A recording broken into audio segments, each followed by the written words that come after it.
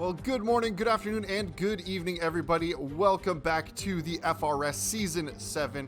We are here with Division 1 as we get ready to kick off Round 3 here in Imola, in the Italian circuit. Let's take a look at that circuit. 4.909 kilometers around, 19 corners, just the one DRS zone down the pit straight with a little bit of a kink.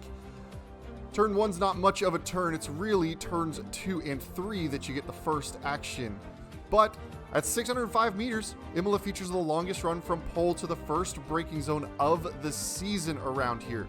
So look for that to be the major place to gain positions. Turn 2 through 4, the Tamburello chicane is going to be our major action zone. Of course, at the end of that DRS straight, your best chance of overtaking. Now, the other places to take a look at as you get down towards the tail end of the circuit is setting up that run. And you may be able to throw a little move into the Ravazzas if you can get a good run out of Variante Alta coming down the hill to try and sneak ahead right at the DRS detection point and set yourself up for that long run. But otherwise, it's pretty single file. It's going to take some daring overtakes. Here are the tires, the 3 compounds, soft, medium, and hard as usual. The medium's about half a second slower per lap. The hard's 1.1 seconds slower. We may actually be able to see the softs get utilized in a race capacity potentially. It's a 31-lap race. 10 laps go the softs, 18 the mediums, 24 the hards will last. They can go quite a good distance in this one. We should see quite a wide pit window for those on the medium hard or hard medium strategy around the circuit today. Now let's take a look at the Drivers' Championship as it stands. We've got a virtual tie up top. Clem and MJ Povey on 33 points. Habs fan Nick with the podium last week out moves himself into third place on 27. Castleman looking to rebound after winning the opening race.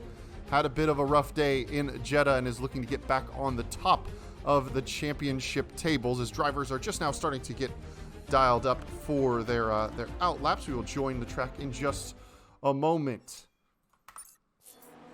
So let's try and find somebody who's far along on an out lap. It looks like one of the Haas cars furthest around, MML Ruprath. Only 13 cars on the grid today, a little bit lighter because of the clash with the endurance event, the 12 hours at Bathurst. We have a good 5 drivers that are taking part in that one. So, aren't able to make it back on, and that is why, also potentially why Clem is not here. Your championship leader going to score no points.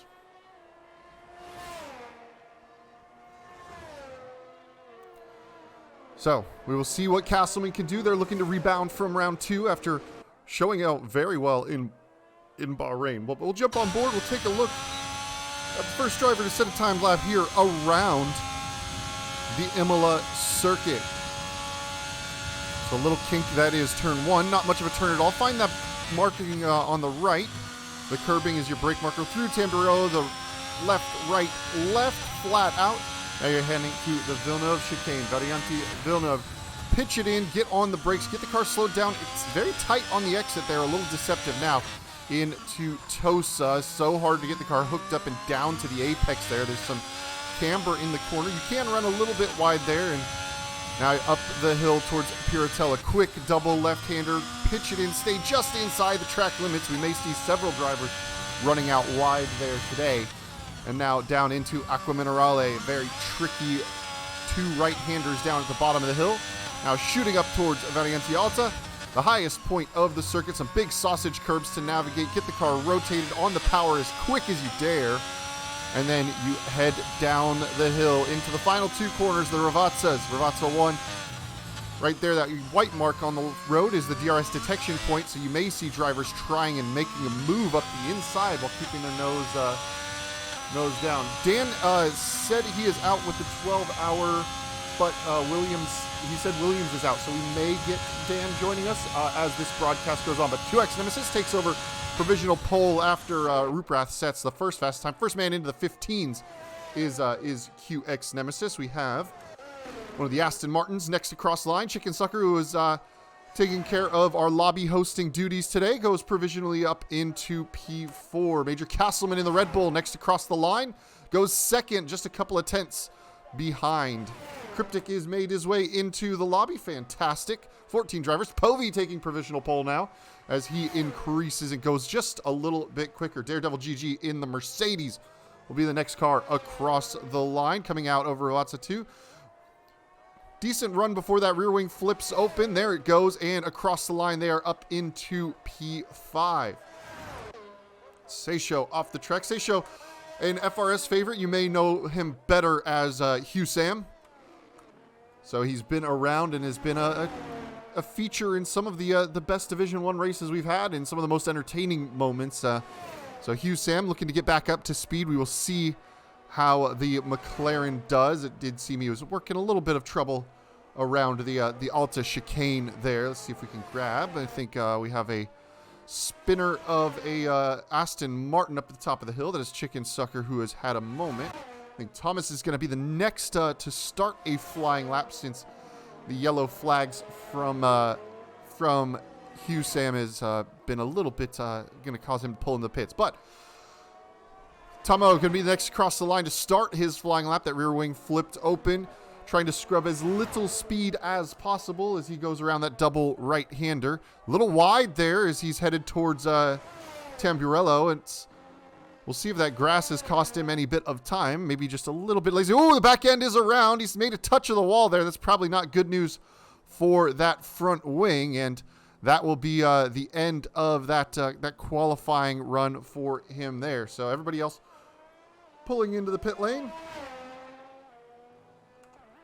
And it's going to be Habs fan Nick that is going to be the next driver out on a circuit here, looking to set a valid lap. So first run's just about done. I don't believe Cryptic has got out since they had to join in the qualifying session. But Seisho, Queasy, Dante yet to set valid times. Queasy out of the session already, serving a qualifying penalty. So he will start from the back of the grid today. But we'll jump on board with the Scarlet Ferrari Habs fan Nick as he works his way out. Comes a McLaren out of the pit lane, but well off the racing line, at least at the start now, down into Tamburello. Try and get it. Avoid those big yellow sausage curves. And Kirby's actually fairly high around some of these corners in Imola. It can very much upset the car now. Into Villeneuve on the brakes, down to 5th gear. Oh, back end steps out, big snap. He runs a bit wide of track limits, but the time lost means it's not going to ding him as an invalid lap, so he will be able to carry on. It is going to cost him a couple of tenths, though, I would imagine. That's an area where you really want to be getting on the throttle. Now, Piratella, tricky corner at the top of the hill, and there is the track limits. Just running a tiny bit wide. It's so easy to do around this circuit. Elliott also with an invalidated lap and is going to have to back out and go for another one. We'll jump on with Mako, who is dialing up for a flying lap of his own in the Aston Martin, looking to move his way up the grid. But as it stands, MJ Povey with provisional pole by just about a tenth of a second ahead of QX Nemesis. Williams 1-2 at the moment.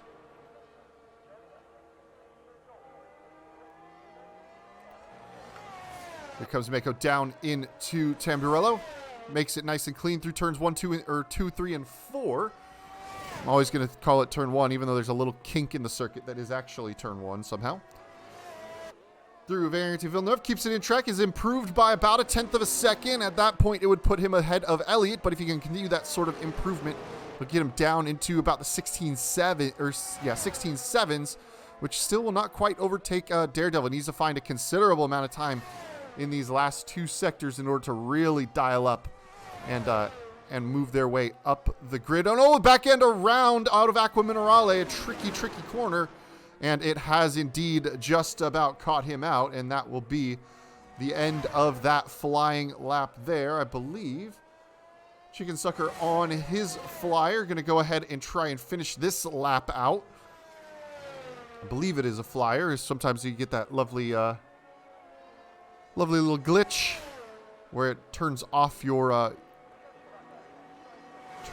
the outlap indicator for a driver in the 3rd sector. And yes, it is indeed just starting a flying lap is Chicken Sucker. Haas is around Ruprath out of the final corner, and it looks like there's been a bit of a collection with one of the McLarens. As now it looks like they are just trying to get dialed up for a lap. And Chicken Sucker losing time through the 1st sector, so no improvements are going to be found for him around this particular run of the circuit. Both Alpha Tauris are out on the circuit at the moment. as I believe are both Williamses dialing up for a flying lap. Let's take a look up and down the ballpark. I believe the furthest around on a flying lap at the moment is MML Ruprath. We have a lot of out laps on the board.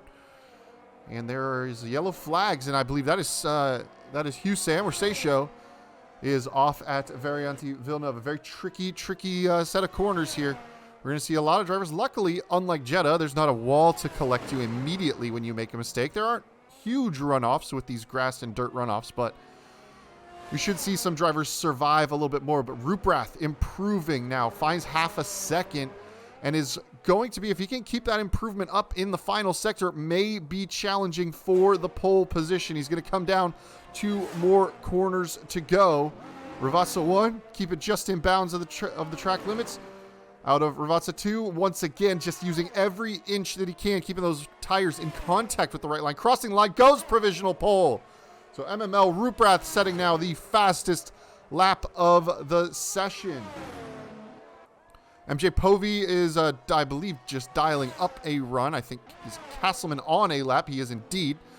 About 2/10 up, needs to find considerably more to get onto that front row. We'll see if he had a bad first sector the first time out or if he's going to improve massively. He finds about 4/10 of a second and puts himself onto the front row nearly on pole position. Misses out by just a couple hundredths of a second. So very, very close for Major Castleman in this one. See, I believe it is MJ Povey now coming around. He's found a little bit of time, but is it going to be enough to actually get up onto the front row? Good final sector. Or rather, that's QX Nemesis. So Nemesis up into third. Mixing up my 2 Williamses. So Nemesis up into third now with that improvement. And also just a couple hundredths outside of Castleman. So top 3 drivers now split by 400ths of a second. MJ Povey looked to have a bit of a slow exit out of the Alta chicane. Was it just the camera angle, perhaps? He's going to come through the final 2 corners. Ravazza 1, Ravazza 2 on the throttle and is going to go for it. Rear wing is going to flip open. Can Povey find pole position? He improves by 53 hundredths of a second and is now within 8 hundredths of a pole position, but no such luck there. I believe it's Castleman on the way in. I think next car around the circuit is going to be Seisho, who's coming out of the last corner, going to hopefully set their first valid flying lap of the day. It is not a quick one, a 29.8, but it is a time, which, considering no time is going to be set for Queasy and no time has been yet set for Dante, could be important for them. Some yellow flags coming through the last couple of corners, and around goes the Husam. And I think I heard a badoop in my ear, which means you did. I'm joined by the one and only Mr. Dan Gilligan. Welcome. Glad to have you. Thank you very much. Yes, it's good to be here. I didn't expect to be here this evening, and I'm glad that I am. That's fantastic. I think, hold on, I need to take the screen off for a second because Clem is asking for an invite, and I didn't think they were going to make it, but it looks like they're going to make it. So, championship you need to accept my friend leader request as well, my boy. Have I not done that? No. Oh, well, I'm very offended. I can't accept them from inside the game. I thought I did. Oh wait, is Ruprath in the session or Elliot? Ruprath is in. Elliot is in.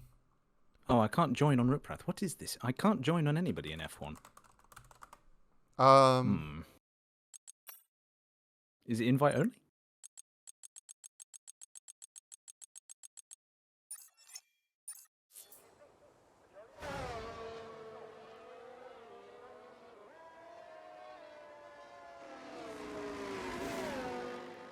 Technical difficulties, folks. We'll sort it out. Welcome to our professional broadcast here.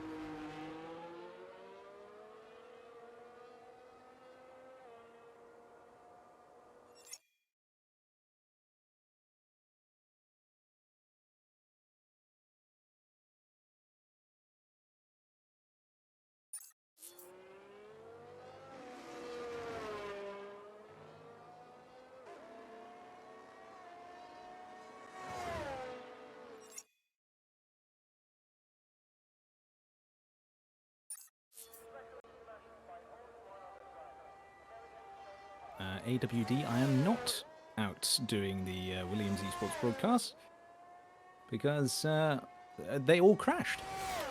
So we ended the stream early.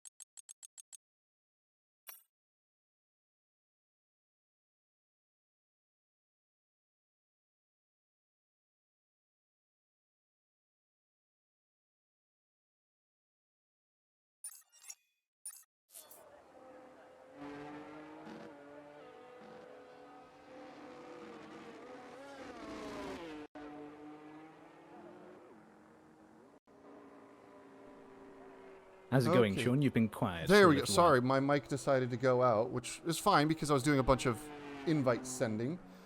But I'm back. I added you on Steam. See if you can join off me.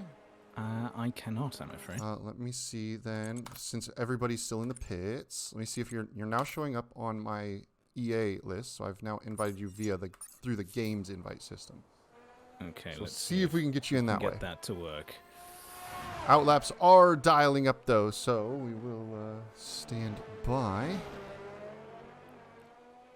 And we will see if we can get Clem in. It's going to be at the last possible moment. It'd be nice to have our championship leader on the grid. As everybody filters in very, very aggressively, it looks like Elliot has Maybe I need to started add up you a as an time. EA friend, possibly? I'm going to try adding you as an EA friend. I don't know if that makes a difference. I guess we'll find out.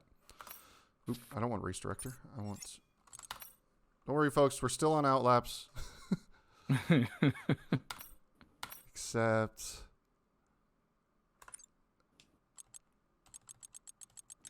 are you in... Okay.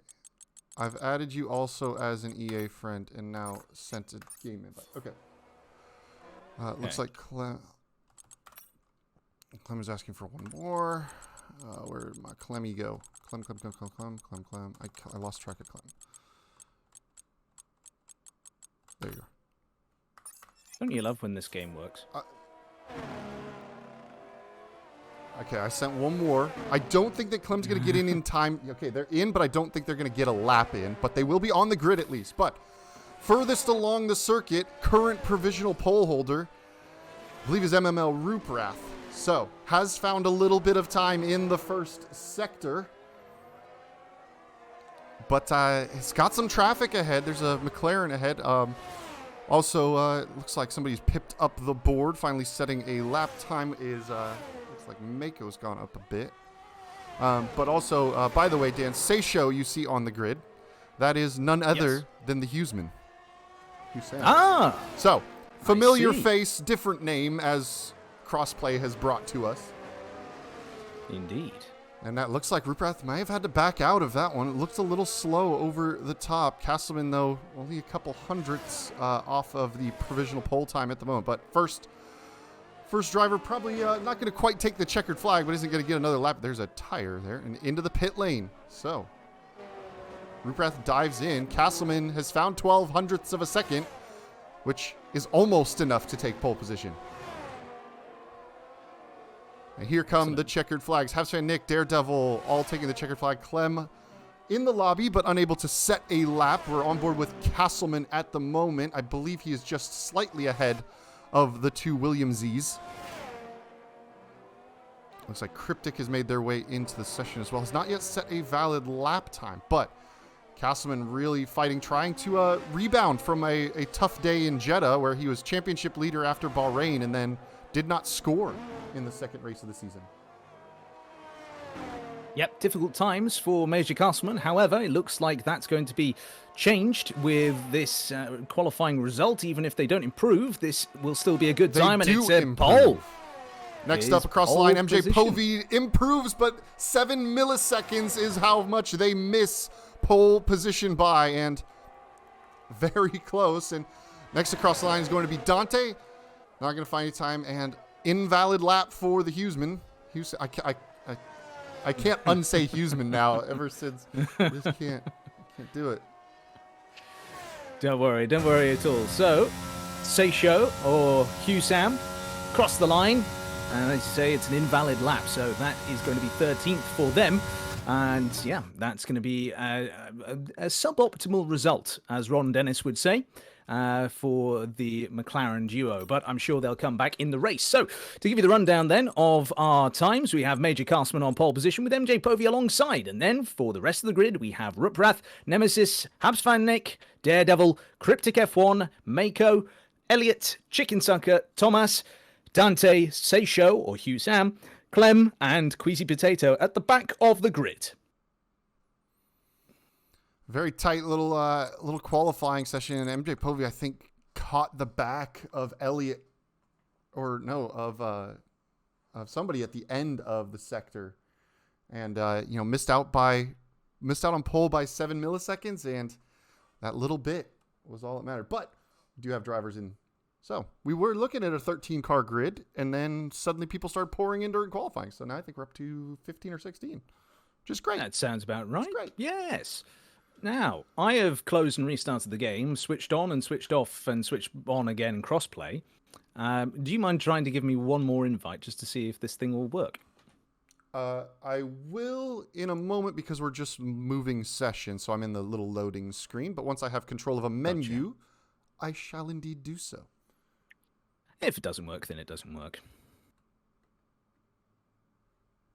I've still got at least the side chain going, so you can see. All right, I've got a menu now. Exactly. Let's find and re-invite you. And somebody readied up immediately. Of course they did. Even though they are asked not to do so. Literally. Invite received. Yeah, so you showed up both in the Steam Friends and EA Friends list, and I just invited both. Excellent. Well, I don't know which one worked, but one of them did, so I'll take it. I really hope it doesn't spawn me as a car. Just don't go in a car. I hit the spectate button. Okay. If it puts me in a car, then it's F1 doing F1 things. It wouldn't be the first time we've had a spectator on the grid. What's happened? Oh no! Let's see. What is it? Season 2. I had to do a strategic retirement in Canada for one of our first Div 1 streams. Yeah. One of our first ever official streams. It put me in a car on the grid, even though I literally spectated the entirety of qualifying. And I showed up in a car at the back of the grid, and I had to. Since I was on PC and not on any sort of thing that I had any control over, I basically had to just constantly turn on and off the pause menu so the AI would fall back and then drive forward for the formation lap. And eventually just pulled and retired at the end of the last lap. But we have a race on our hands. Let's take a look at what strategies people are opting for. There wasn't a lot of time to choose their strategies. A lot of medium tires, which is what the default strategy is. A couple drivers have managed to opt for hards. Mako, Elliot, Tomo, and Queasy. So it's another one of those F122 medium, hard, medium kind of tracks. The soft tires will go about 10 laps, so we may see some use if there's a later safety car. They're not quite so bad as they are in other circuits, but looks like a pretty even amongst the front of the field. And a tough overtaking track, wouldn't you say?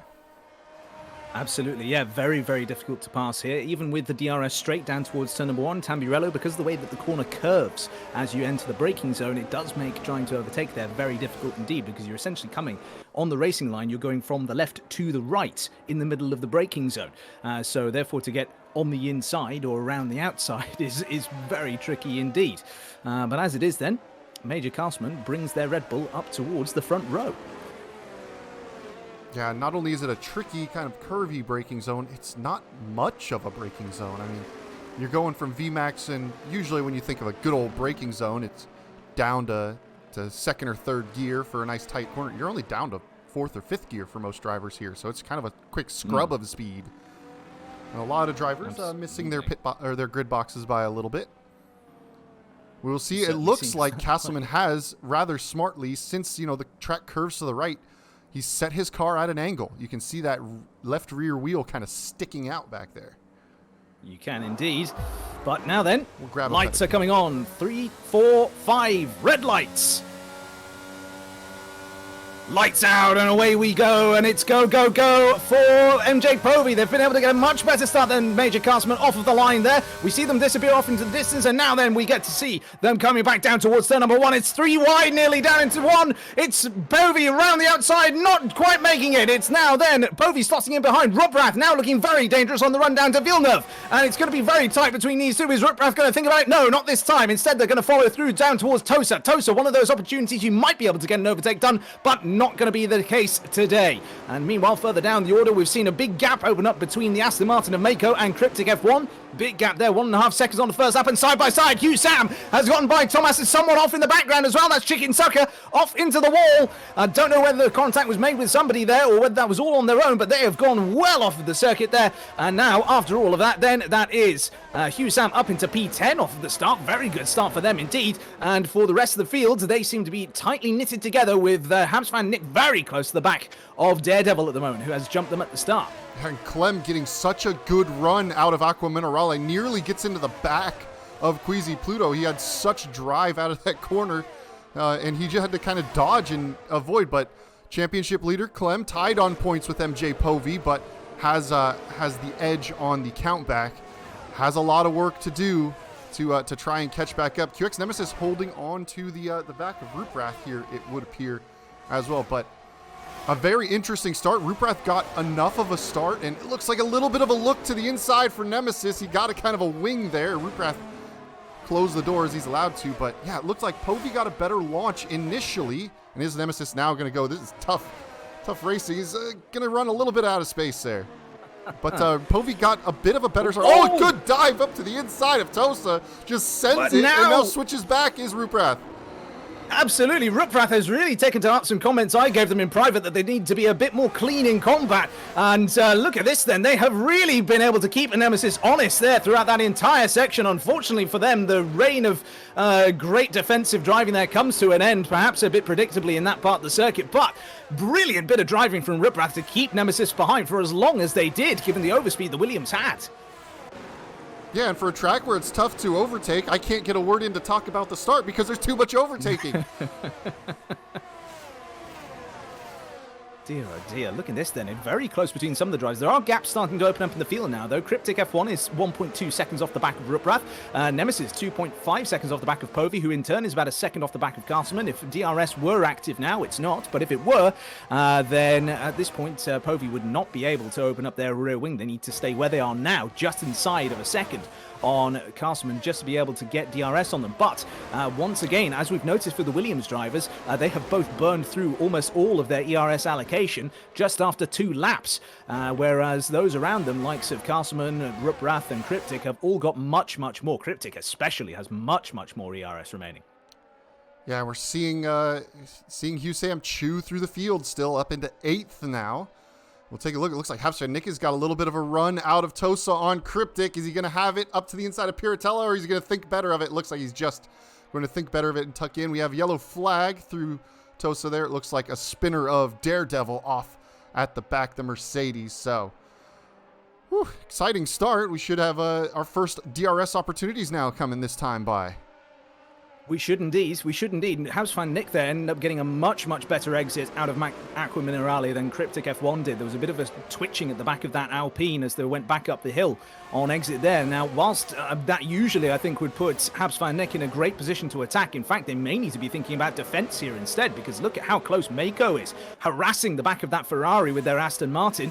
Aston Martin has often been described as the British Ferrari. Well, let's see if the British Ferrari can get past the Italian Ferrari here. That being said, that gap has opened up massively on the exit of the corner there. It's now very close between Habs fan Nick going around the outside of Cryptic F1 down towards Samburello. They get the move done, and then Hugh Sam has also made their way past Mako. 2 overtakes in one corner at the track where you can't overtake. And up 6 places already in this race is Seisho, and what a drive from them so far. Out in the front, Major Castleman opening up a bit of a gap. Clem making an overtake on Elliott, so now working their way further up into the points. So, an ideal day for Clem is after joining late, Damage Control score as many points as they can and hope that if anybody of the top three is going to win, it's either Castleman or Nemesis and not MJ Povey. But we've got yellow flags at the back. It looks like Elliott off the circuit through Piratella, and there is some damage to that front wing. He's going to do a little bit of a donut. Absolutely, yeah. I mean, that's there's perhaps more donuts than are necessary there for Elliott. They've been able to get the car spinning round and round like Kylie Minogue. But there we go. It's if you overshoot your spin turn, it's better to just keep going and try again on the next go round. Oh yeah, no, absolutely. I agree with you, but still just quite entertaining to think about that song.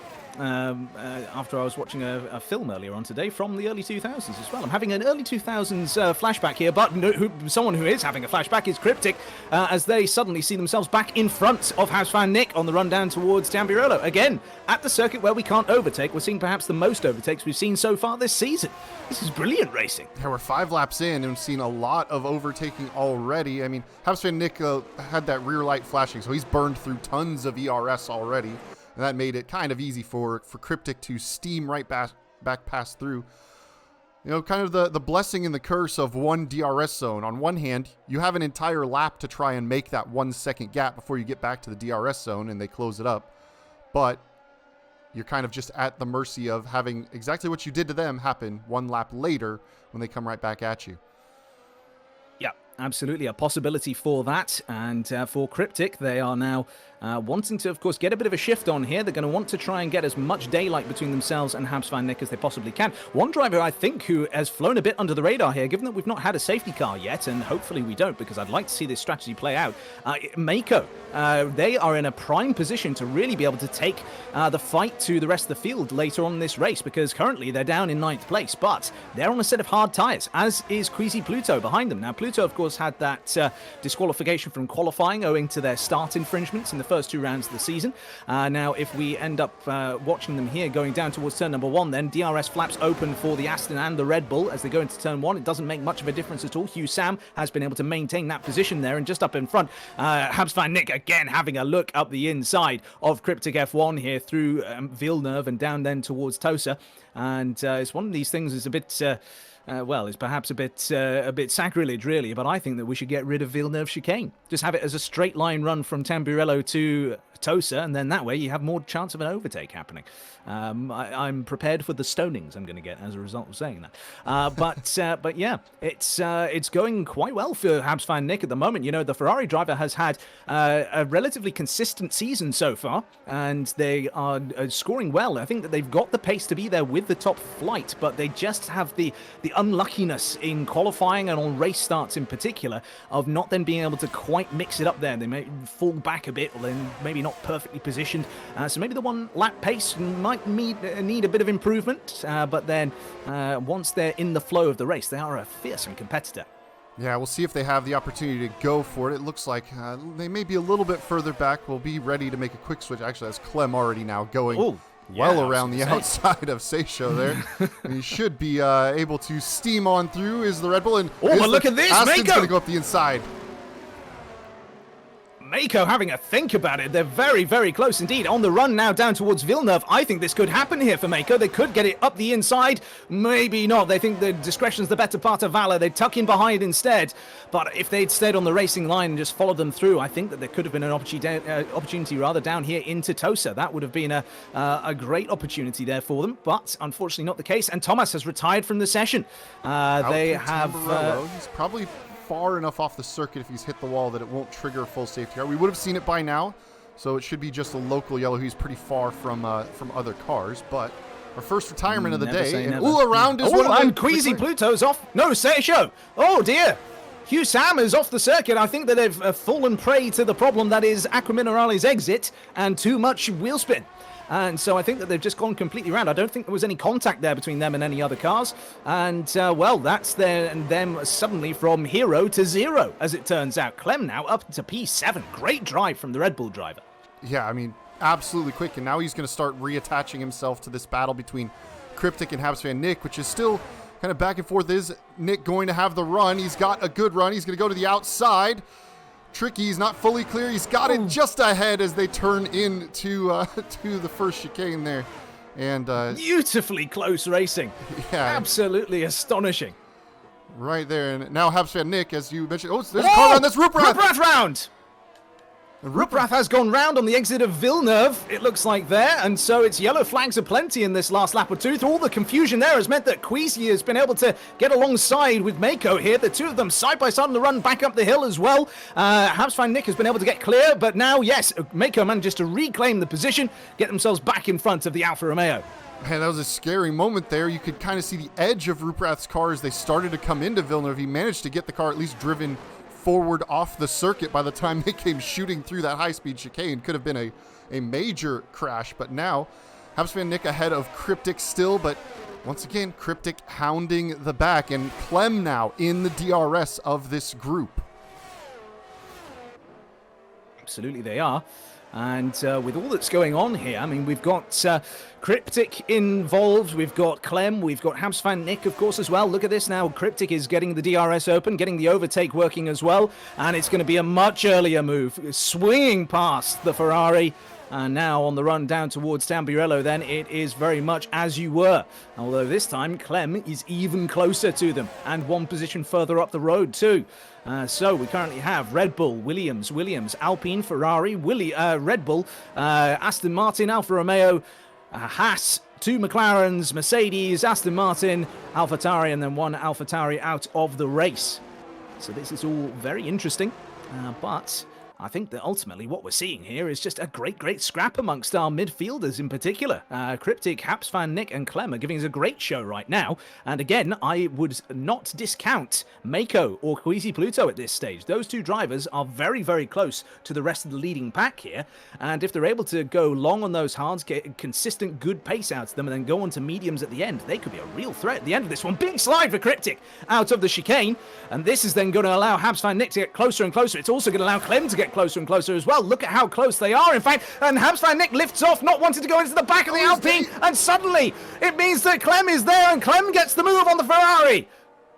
Yeah, it's one of those like forced overtaking positions where you kind of have to go for a move, otherwise the car behind is going to have the better line, and you can see it already. Clem now has picked that speed, taking the position. Now, are they going to have the overspeed down into Tamburello? They're looking to the inside on the brakes, so they bail out of it. They think better of it. But what an exit and a bit of a slide for Cryptic.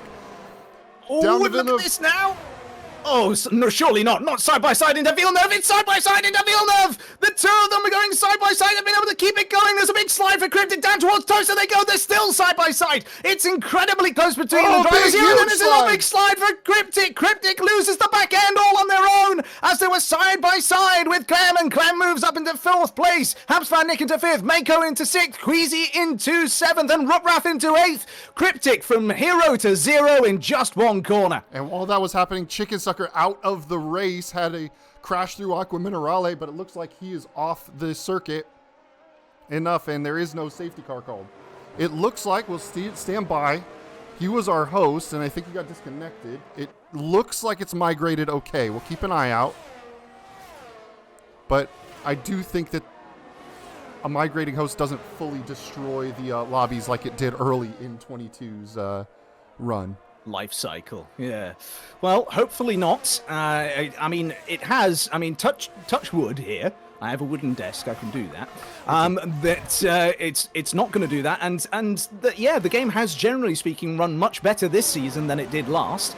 Now, whether that maintains, it remains to be seen, I suppose. But we'll wait and see. And hopefully we'll continue to see some good driving from these guys, and that they get themselves into a solid position. But yeah, so Habs fan Nick then continuing to chase down Clem at this late stage of the medium tyre stint with 10 laps in now, or 10 laps completed rather, 11 laps in. And so these tyres are hanging on clearly, but sort of, clearly depending on your setup and driving style, that's not necessarily the case, as of course Cryptic has now fallen down the other. They've had another spin on the exit of Tosa again. Cryptic now down to 10th place in this race, and those tyres clearly are past their best. Yeah, and you know, putting the extra heat cycles of spinning around is definitely not going to help them. Now, Clem is starting to reel in the lead group, and you know, after Castleman got off to that about 2-second lead, it's kind of held steady around 1.7. So MJ Povey hanging on nicely, but Habs fan Nick in a very good position. Clem is a very quick driver, a little bit quicker than Nick, but if he can just stay in the DRS and get pulled along, you know, second by second, they will catch up to that lead pack, and all it takes is some track limits penalties, which you know can happen around Imola here, and Habs fan Nick could find himself on another podium. Mako, though, now has closed up. He was about 2.7 back a few laps ago, 1.3 the margin now that he's no longer having to dice with Queasy. Absolutely, yeah. And, oh dear, 3-second time penalty for Castleman, or Seisho, as we're seeing them here today. Hugh Sam. That's just what we're going to call He's got too many Oh names. dear, Cryptic is out. Cryptic is out of the race. They've retired in the pit lane. I think a few spins he's just had enough of today, or maybe a setup that is just not agreeing with the car and has gotten out of the window and has just decided that enough is enough today. Absolutely, yeah. But to your point about... oh no, Mako, I think I've preemptively commentated, cursed them. Oh, round they go on the exit of Macro Minerale. I was about to say, look at Mako, look at how they're staying with that lead group of... well, not lead group, but the lead midfielder group of Habs fan Nick and Clem. They were right there, just about 1.1 seconds off the back of Habs fan Nick, and then all of a sudden, big spin on the exit of Macro Minerale. Castleman is in, as is absolutely. Nemesis. So, MJ Povey carries on. Castleman and Nemesis, the first to bite on those off of those medium tires. I would expect we should see the hard tire on for them, but now that moves Clem up into second, Habs fan Nick up into third, who is actually nearly putting a run on Clem down into I keep forgetting Tamburello. I don't know why the word just keeps going out of my brain. No, it's all right. Tamburello. It's fine. I even wrote the thing that says Variante Tamburello for the intro. Oh, big snap from Habs fan Nick coming through Villeneuve there. It's going to cost him a fair bit of time. Can he hang in this middle sector? It may be a difference of setup as well. Yeah, I've seen a lot of twitchy cars today, it seems. So lots of people going for the potentially oversteery low wing setup at the rear wing, at least, certainly. And yeah, things are looking interesting, shall we say, as far as their overall performance is concerned. Now, what we're seeing here is that Habs fan Nick is continuing to stick to the back of Clem here. Clem is not convincingly driving away at all. In fact, if anything, he's been reeled in by Habs fan Nick here over the last few laps. And Nick then, of course, is probably aware of the fact that the pit stops are coming, and they want to be as close as possible to their rival here, so then they can potentially capitalize on a mistake if they overdrive a bit early on in the stint, where, of course, you're going to have colder tires, which, of course, I'm sure Castleman will have been accustomed to now that they've had a full lap on those hards. Povey's They'll brought them up Let's to temperature. see how it comes. Is it the overcut or the undercut? Castleman was able to get out ahead of Mako and not lose that track it's position. going to be close. Sean, this Here is going comes to the be Red Bull close down here. straight. Look now, coming out. Oh, not as close as I thought then. As now down he's towards turn one they behind go. Mako. He's got those cold tires, and Mako already on those hards, so he's going to be out there for a few laps. Povey's going to have to overtake him on track because we're not expecting Mako in for probably another 3 or 4 laps.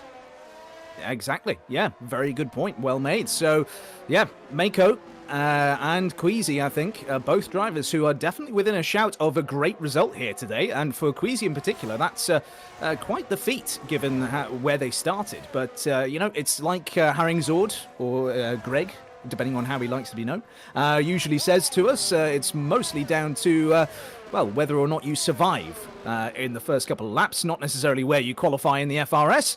Shambles are plenty, of course. But that being said, in terms of shambles this race, we haven't really seen too many, and long may that rain. I like the clean racing here, but I like the ballsy attitude of FRS drivers going for the moves as often as they have been. Clem takes the pit lane, and Habs fan Nick continues on. So Nick going really deep into this race on those medium tyres. Could it be, Sean? Are they going to try the fabled medium soft around here? It's a possibility. It's a tough one. I mean, softs will do about 10 laps. He's got to get those mediums to lap 22. They're typically, I would say, the expected life of them around 18 laps. So he's going to have to stretch them. And I think with how much he's been pushing to stay with the lead groups, he's not exactly been doing a whole lot of tire saving. I would be shocked if he's not in at the end of this lap here. Absolutely, I would agree with you. I think it's more than likely. Ooh, big slide for Habs fan Nick as well there. as we take a look at them, but we are currently focused on Mako, of course, in that Aston Martin. Povey has gotten by them relatively quickly, it seems, and Nemesis has quite a big gap to get onto the back of them and then overcome them, it seems. So interesting then that we've got this different battle going on here. I think with Nemesis so far off the back here, I mean, did something go wrong at the pit stop? Did they have to get damages repaired? Something like that? Because the gap between them and Povey was not as severe as it is now. Now they're looking at over 8 seconds worth of a gap from themselves up to Povey. They may have struggled with cold tires. I know Nemesis usually... Oh, Habs fan Nick, 5 seconds for speeding in the pit lane. Nick, it was going so well. It was going so well. The only thing that might save them now will be a virtual safety car, but it doesn't look like that's going to be called anytime soon. Povey sets the fastest lap of the race with an 18.05. And so we continue on then. So Halftime Nick is going to come out now then. Whereabouts is Clem? Clem has just come out of the final turn. So let's see then as they come down towards the start-finish line. I think that they will be handily ahead. But Nick has done very well to get out as close as they have done there, I think, to the Red Bull, given that they went on the extra lap and were on those tyres that looked a bit dead when I was looking at their onboards. But yep, good bit of driving from Habs fan Nick to get themselves back out. Only 2 seconds off the back. That gap should increase over the course of this lap. And then hopefully once the tyres are up to temperature, they can start to get that bit closer again. And we can see them get onto a good fight with Nick. That would, not Nick, sorry, Clem. That would be good to see towards the end of this one.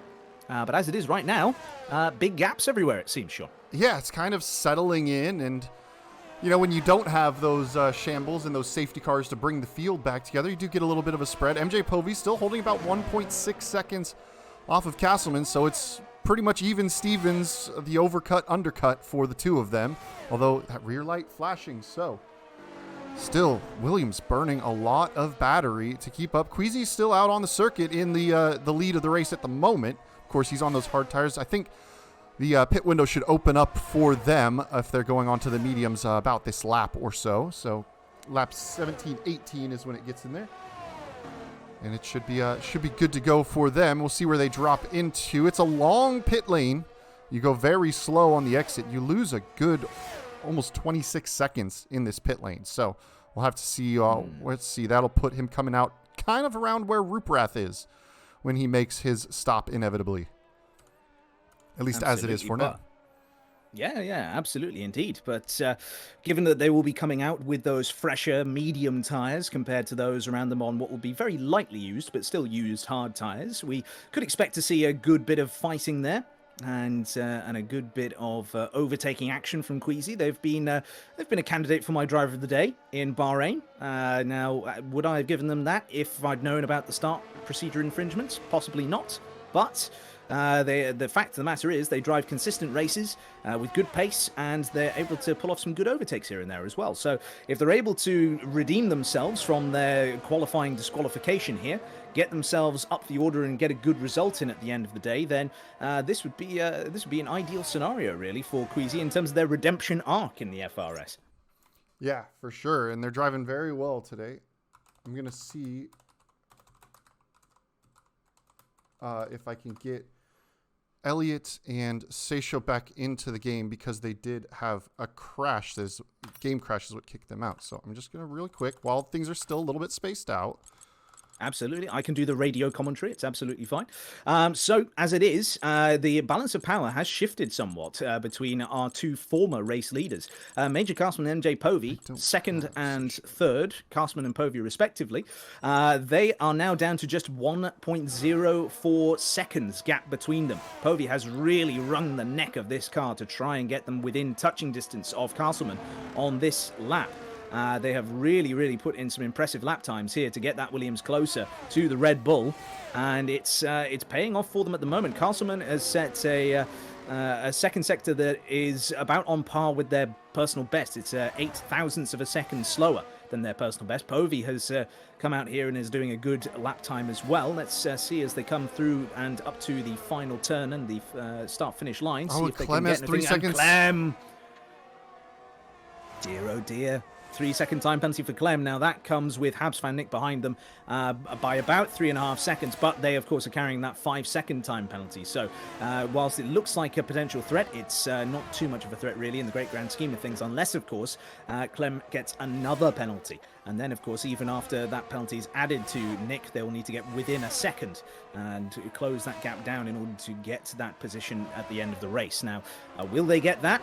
That's the question that remains to be answered, because, of course, Mako and Queasy Pluto are wild cards, really, in all of this. If they are taken out of the equation, then, of course, we get a Red Bull Williams podium with then another Red Bull just off the podium, and then we would have Nick and Ruprath after them. Ruprath, a bit of a fall from grace for them, really, after that spin. They were doing very, very well up until that point. The other thing I told them about, and they needed a bit of consistency. And I think that will be the thing they'll work on next after this round. Yeah, absolutely. I mean, Imola is a tough track. I mean, just about every corner you are, in order to maximize the chicanes, you're putting the car really on the nose, and the back end just wants to go because you try and get on the power so quickly. So it is a very tricky circuit. I mean, Aqua Minerale is a challenge unto itself, coming down to the bottom of the hill with the speed you carry and trying to find the right braking point. Queasy Pluto, though, finally in, so he is going to jump off of those hard tires. Does Mako follow suit? It does look like that green dot is slowing considerably, so he is also pulling into the pit lane. So both of our hard tire runners off of those hard tires, going to be on the mediums. We'll just have to see what kind of pace they can put in at the end of this race here, as they're going to have younger, fresher tires. Only 12 laps to push on them, so they can push very hard on those. So here we go then. Out of the pits goes Queasy Pluto. They come out, and you know what? Fantastic prediction from you earlier, Sean. Right behind Ruprath.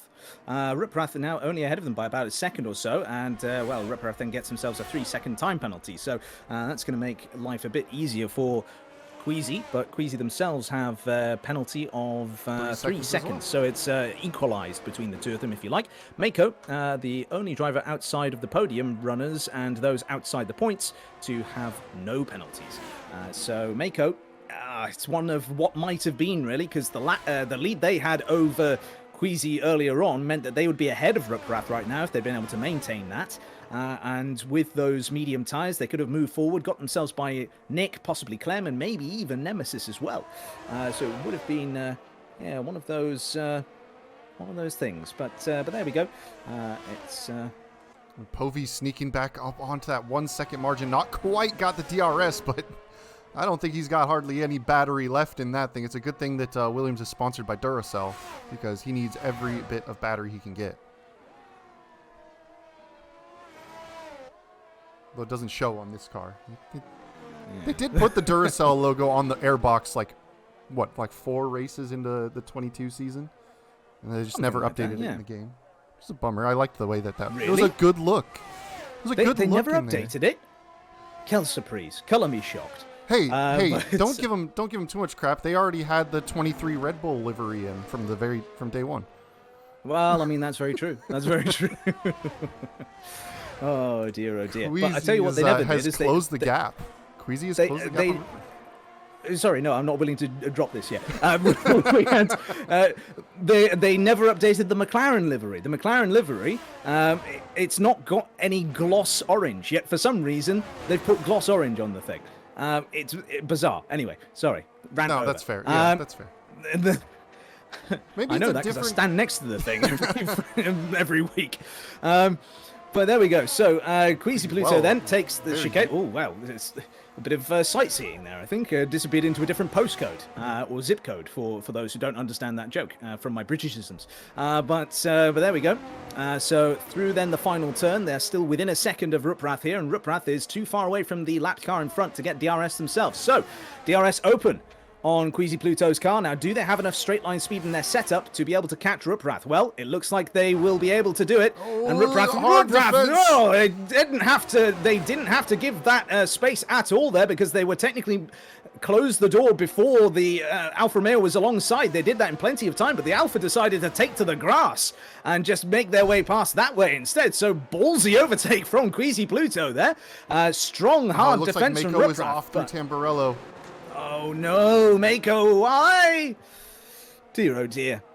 That was a saucy overtake. I mean, Ruprath closed the door early.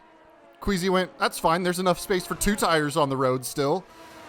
And just kind of put the elbow. And then they caught the slower moving lapped car that is under AI control for Elliott now, which is, the division's voting was for ghosting off. So normally you'd be able to just drive straight through an AI lapped car and no problems. But they had to maneuver through. And now Queasy opening up a gap and Ruprath picking up another 3-second time penalty. So he's sitting, I believe, on 6 seconds now.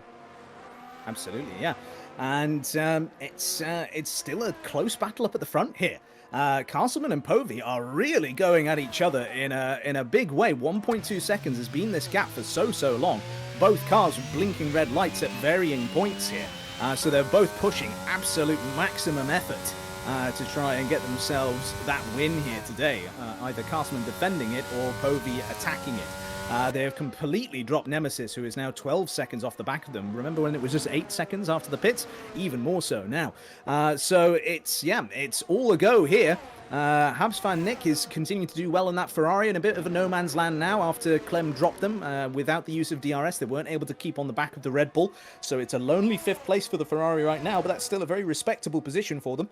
Well, and we are about 2 seconds from it being a potential positional problem for House and Nick. He's carrying that 5-second time penalty compared to Queasy's 3. So Queasy will gain 2 seconds on him in the net there, and he's only 4 seconds back. Now, the question is, how valid was that speeding in the pit lane penalty? I know personally I've experienced some weird pit lane penalties. I had one in Jeddah last week where I was still about 40 meters from the pit limiter line, and it pinged me for speeding, so...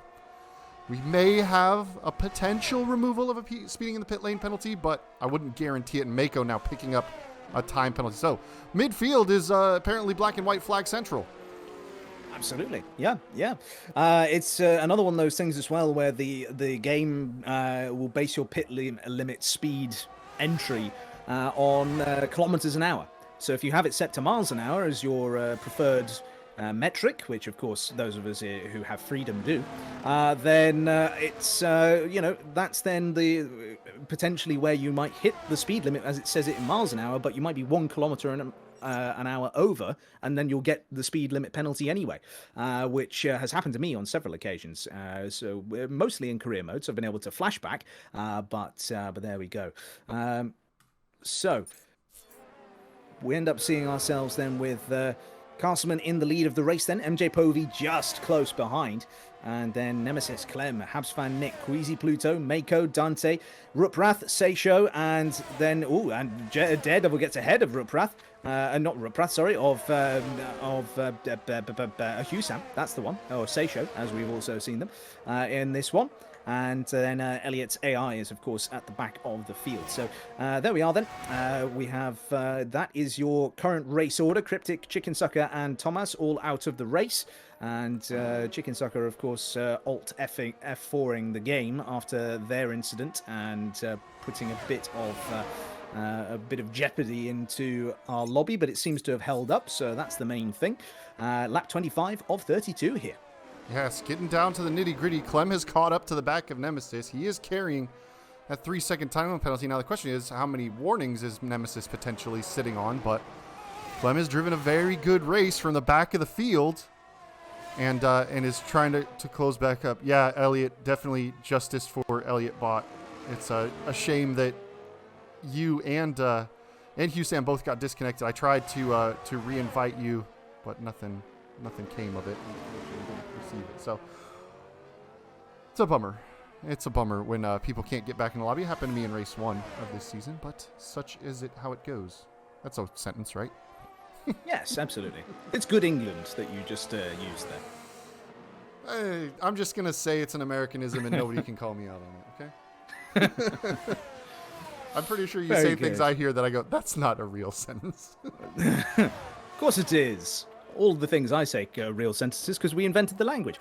So we have Clem then chasing down Nemesis here. This gap is getting very, very close now between the pair of them. Bit of a slide though for Clem on the exit of Tamburello. So is that potential jeopardy there later on? Well, we'll find out. 3-second time penalty though for Nemesis. It's exactly what you predicted has come true.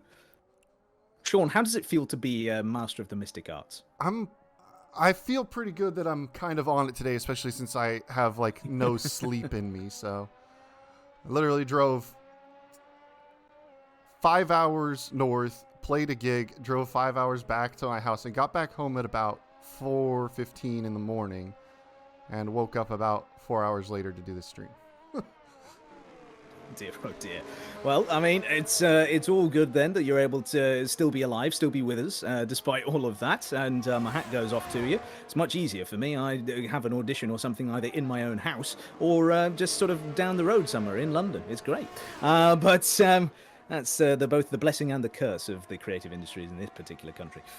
So, Clem then, back within half a second or so of Nemesis as they go onto the start-finish straight. Again, it looks like Nemesis really on the lower end of the battery here with the flashing red light on the back of that Williams. And now then as they go into turn number one, it's very close once more between these guys. I think that Clem here is perhaps just biding their time, building up battery, whilst Nemesis continues to burn it as much as possible to defend. I think that Clem is just saving it up in order to then go for full attack mode later on in the race. Yeah, I mean, it's only about 5 laps left to go in this one. The gap between Povey and Castleman is stabilized again. It's been sitting at 1.4 for a couple of laps, but I mean, you've essentially got your closest battles on track are for the win and for the last spot of the podium. So what more could you really ask for? Maybe a little bit tighter fights in the midfield. Those have definitely spaced out. But also, Queasy Pluto, we talked about that 2 seconds of penalty differential earlier. Now the gap between him and Haps Van Nick, 2.6. So couple tenths, and could be another position for Queasy. Certainly could be. I'm a bit surprised by Queasy and Mako, to be honest with you. I mean, I know they came out reasonably far back, but with those medium tyres, I would have expected them to eat a lot more into the hard tyre runners. Just goes to show then that the hards are clearly a reasonably good tyre around here. I mean, that can happen at certain tracks on this game, where it can be a very effective race tyre. Just, of course, you would never want to use it for qualifying. Again, flashing red light on the back of Nemesis Williams as they head down towards turn number one. DRS open again for Clem, and I can see from their telemetry they did not use overtake once down that start-finish straight. They are just saving it up right now.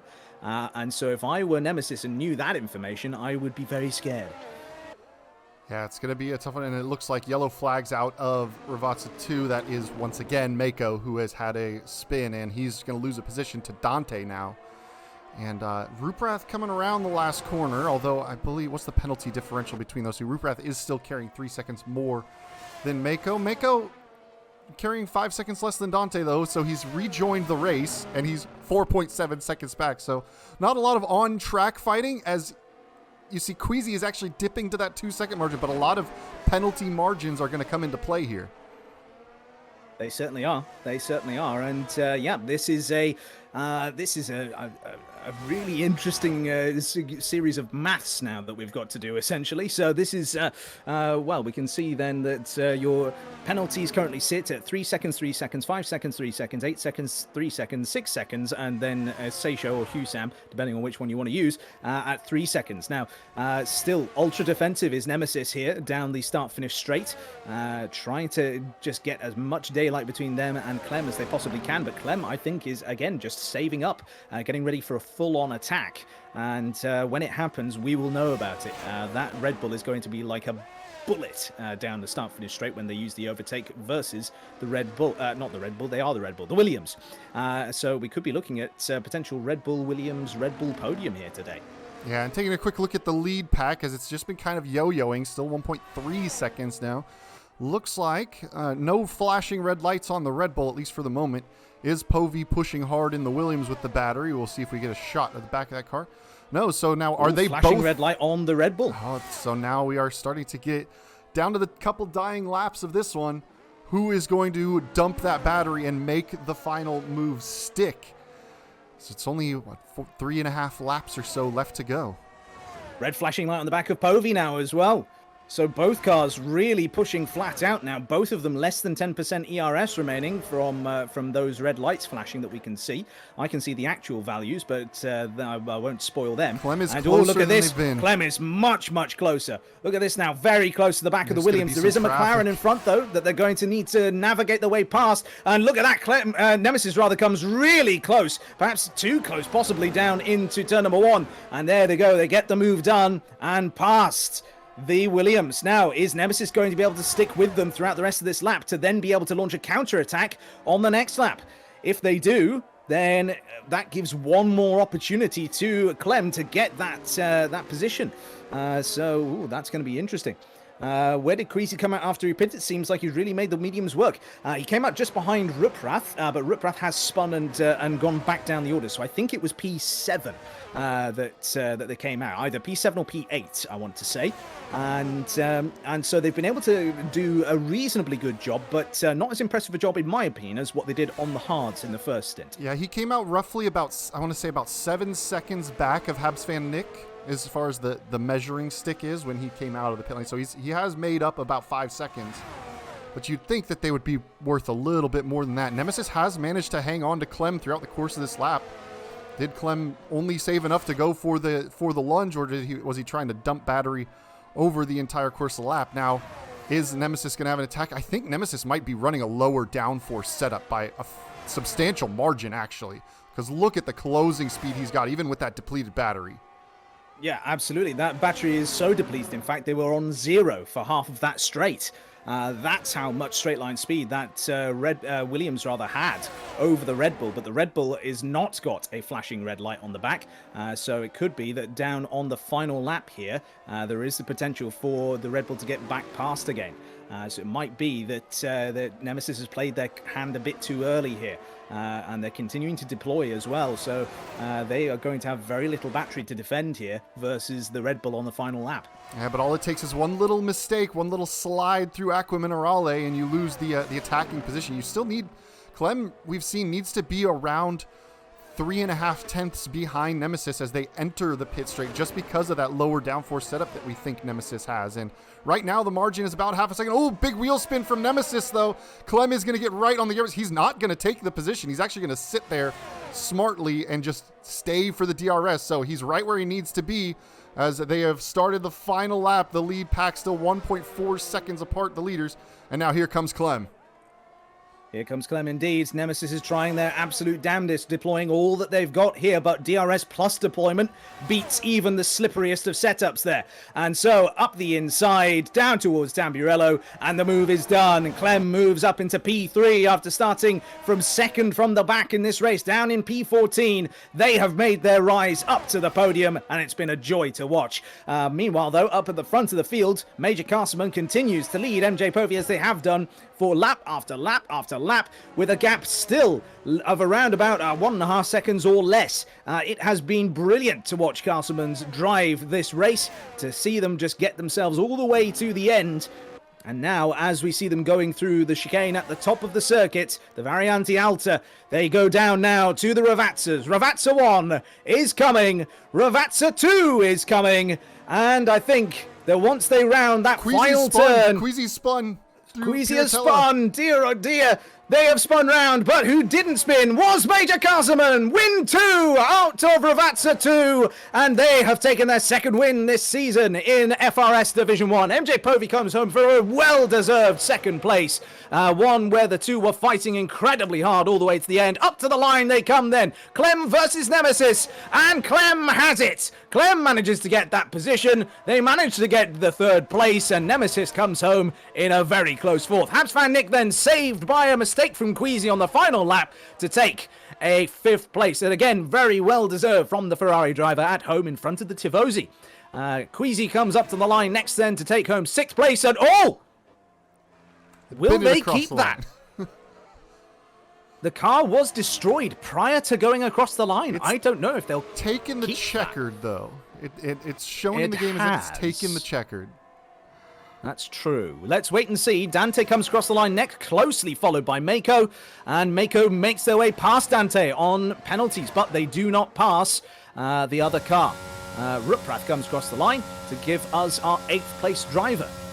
Now then, we'll wait and see who else is out there and where they are going to finish. Driver of the day, Clem. I don't think you get any argument from me there. Nope.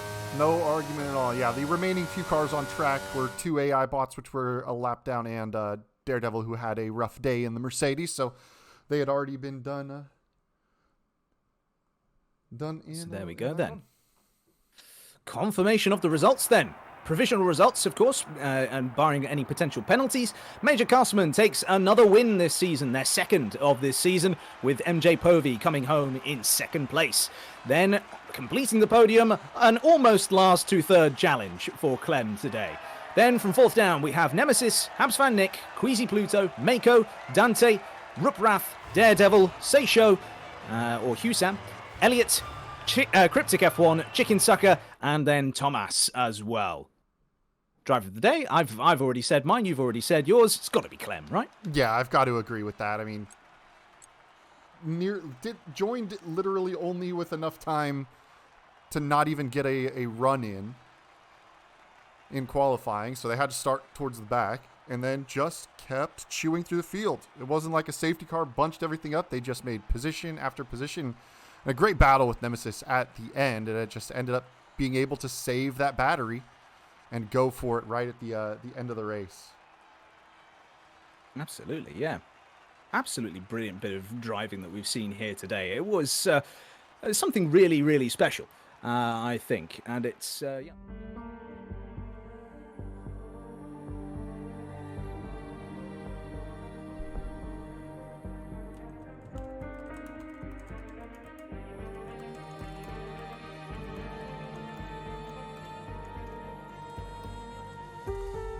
Definitely. I mean, it was close the whole way. I mean, only a couple tenths or a second and a half or so basically between Povey the whole time.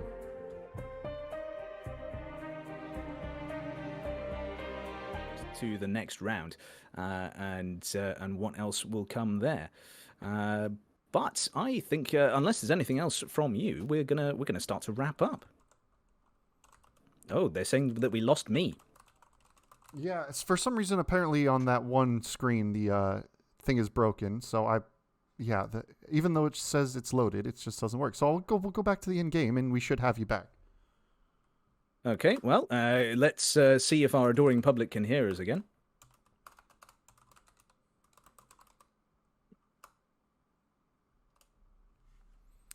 Can you hear me? I can hear you. AWD, etc. You can hear me, which is great. I mean, I see the lights on the audio mixer seems to be fine, but it's fine on the other screen too. But this one I know works because we're in the game capture.